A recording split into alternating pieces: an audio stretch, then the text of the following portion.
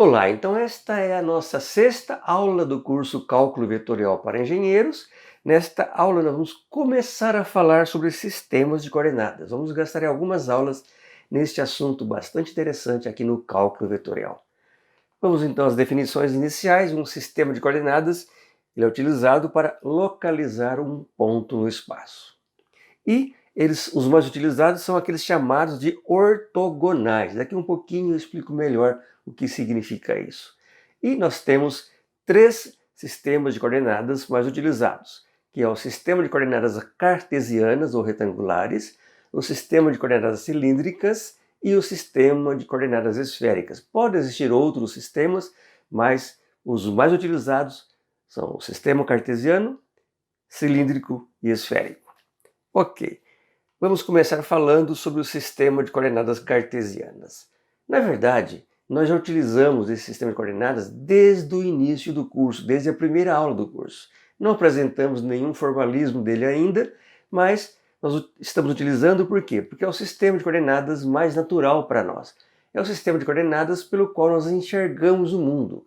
Largura, comprimento, altura, são coordenadas desse sistema de coordenadas cartesianas. Então, vamos lá. Um sistema de coordenadas cartesianas ele é formado pela intersecção de três planos. Então, o ponto P ele vai ser localizado ou representado pelas coordenadas x1, y1, z1, tudo isso em metros, não é? E o ponto P vai ser exatamente o ponto onde os três planos se cortam. Então, veja bem, eu tenho aqui um plano x1, né, aqui x1, eu tenho um plano y1, essa coordenada então y1, e eu tenho um plano z1, então aqui seria a coordenada z1. Exatamente no ponto onde eles se cortam, né, fazem a intersecção entre eles, eu tenho o ponto que vai ser então definido por x1, y1 e z1. Este é o sistema de coordenadas cartesianas mais comum, mais utilizado, e é o sistema que nós naturalmente enxergamos as coisas do mundo, ok? Muito bom. Então vamos lá. Um vetor é expresso no sistema de coordenadas cartesianas dessa forma como nós já conhecemos essa expressão. Vetor A vai ser então a coordenada AX na direção AX mais a coordenada AY na direção AY mais a coordenada AZ na direção AZ. Como eu já citei antes, AX, minúsculo aqui, ó, A chapeuzinho índice X, minúsculo. AY, esse AY aqui. E AZ são os versores do sistema de coordenadas cartesianas. Então aqui está. Ó. O AX é um versorzinho que aponta na direção X, o AY está aqui apontando na direção Y e o AZ na direção Z. Eles são ortogonais justamente porque são perpendiculares entre si. Então AX é perpendicular a AY é perpendicular a AZ e a Z também é perpendicular a AX. Então, aqui estão os versores do sistema de coordenadas cartesianas que nós utilizamos para expressar um vetor nesse sistema. Aqui o vetor com a letra A em maiúsculo, mas sem ser em negrito, com a flechinha em cima, representa o vetor A, e aqui a letra A em maiúsculo e em negrito também representa o vetor. São as maneiras que nós utilizamos para expressar o nosso vetor. Ok, agora vamos começar a definir algumas coisas. Primeiro, vamos definir um diferencial de comprimento dl. dl, então, é um vetor, veja bem. É um vetor, não é? E tem as coordenadas, todas elas em AX, AY, AZ. Agora, como é que eu explico isso para vocês? Veja bem, vamos imaginar que eu tenho um caminho aqui, né? Um caminho qualquer aqui, uma linha, não é? Nesse caminho eu vou escolher um pequeno trecho dl, que é esse aqui, ó, tá? Grande para você enxergar bem o que eu estou fazendo. Esse dl aqui é bem pequenininho. Então dl, que é esse vetor aqui, ele tem componentes. Na direção AX, que seria então dx AX, essa componentezinha aqui, mais dy AY, essa componentezinha aqui, mais dz AZ, essa componentezinha aqui, né? Só para entender melhor, aqui é o ponto x, y, z, e aqui é o ponto x mais dx, y mais dy, z mais dz. Então a diferença x mais dx menos x vai dar dx, que é o trechinho que eu vou caminhar, desculpe, aqui é o trechinho que eu vou caminhar aqui, dx a x. E assim por diante. Então o vetor dl é dx a x, mais dy a y, mais dz a z. Onde é que eu utilizo um vetorzinho dl? Numa integral de linha. Tem lá uma integral de linha de um vetor qualquer escalar dl. Então, essa integral de linha é calculada dessa maneira, calculando o produto escalar entre um vetor e o dl. O módulo do vetor dl, então, é raiz quadrada de dx ao quadrado, mais dy ao quadrado, mais dz ao quadrado. Muito bem. Agora vamos falar de elementos de superfície. Não é? Então, escolhi aqui um volumezinho muito pequeno, está grande aqui para poder enxergar, mas é um diferencial de volume. Aqui nesse pequeno volume, né, nesse diferencial de volume, eu posso definir vetores ds, que são vetores de superfície, né? Então dsx, dsy e dsz são elementos de superfície que compõem esse volume. E posso também definir o volume, o diferencial de volume dv. Vamos começar então com os diferenciais de superfície. Vamos lá. dsx, então, é um diferencial de superfície que aponta na direção x. Aqui está. dsx, então, é um elemento de superfície que vai ser igual, então, a dy vezes dz na direção a x. Então, aqui está o dsx. dy dz na direção x.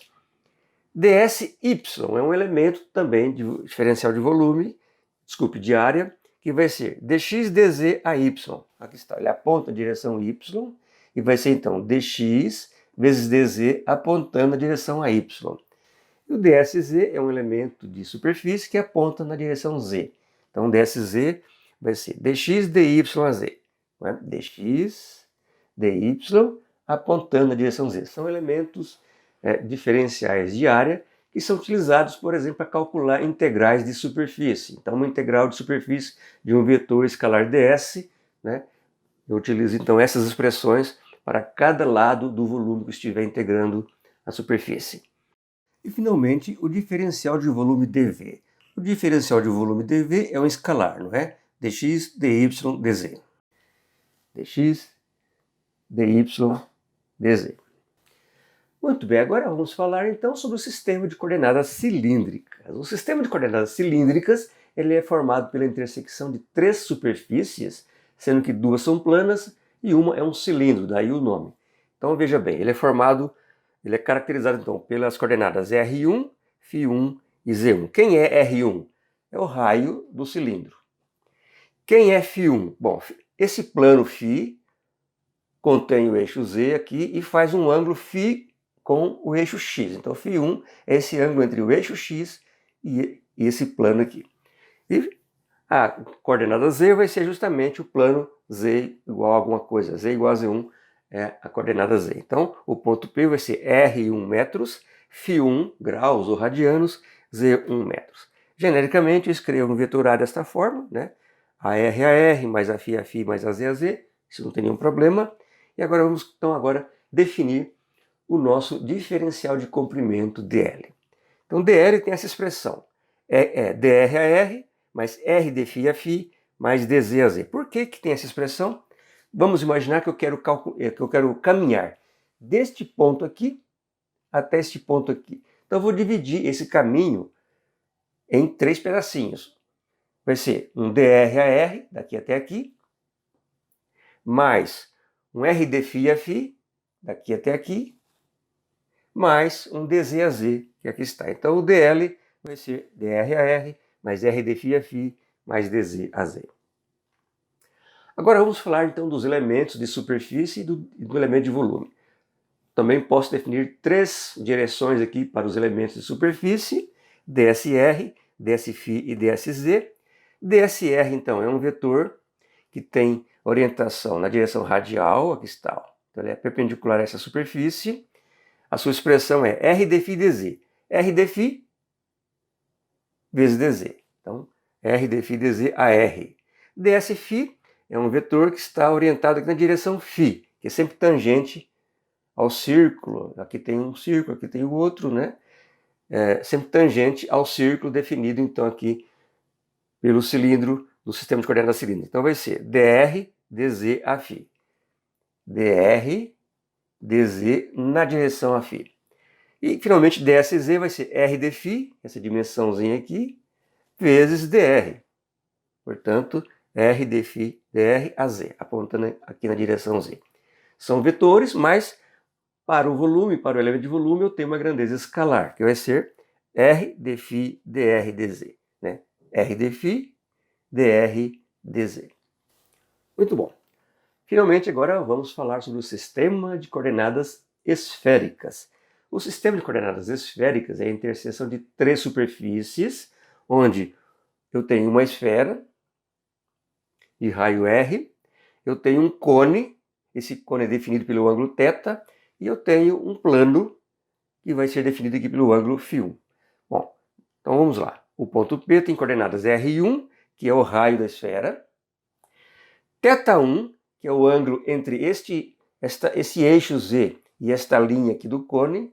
Então, θ1 começa aqui em 0 e vai até 180 lá embaixo, por exemplo. Essa é a coordenada θ. E φ1 é o ângulo entre esse plano que contém o eixo Z e o eixo X, igual lá no sistema de coordenadas cilíndricas. Então, aqui está a definição de um ponto P em sistema de coordenadas esféricas.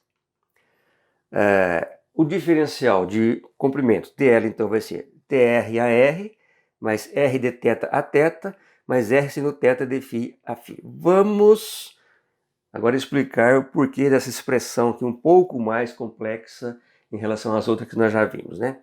Então, novamente, vamos supor que eu quero vir deste ponto até este ponto.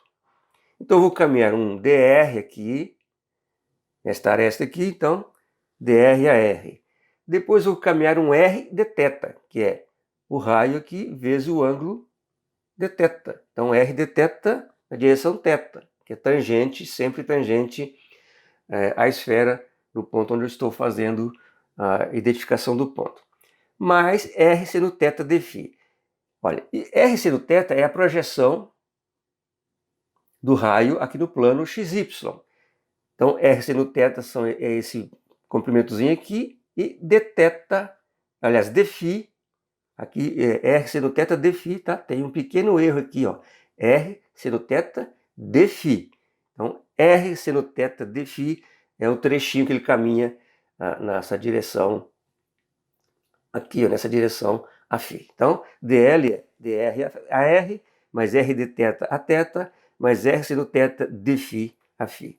Então, esse é o elemento de comprimento, uma expressãozinha um pouco mais complexa do que as outras que já vimos, mas basta lembrar aqui da figurinha e tal, para fazer análise, e você consegue remontar a expressão.